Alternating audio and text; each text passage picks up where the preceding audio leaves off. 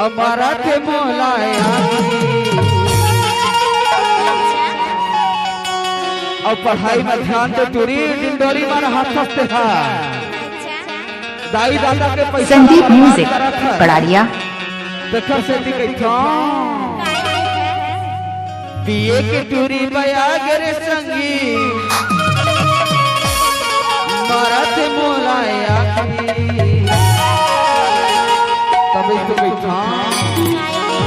टाटा करते आती जाती रे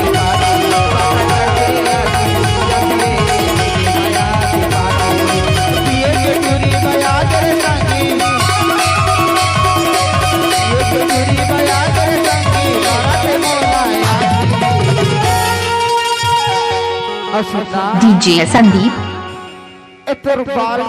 गजब के दिखते हो आज के कौन कंगी करे हंसते हाँ तभी तो देखा टाटा करते आती जाती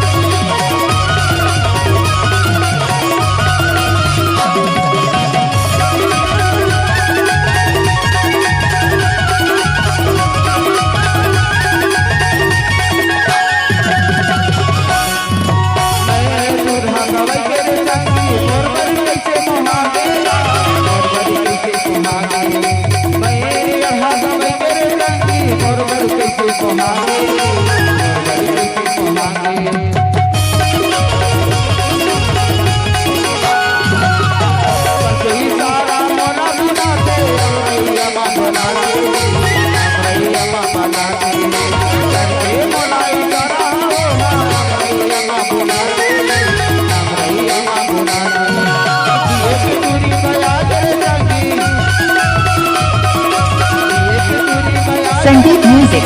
पड़ारिया बताना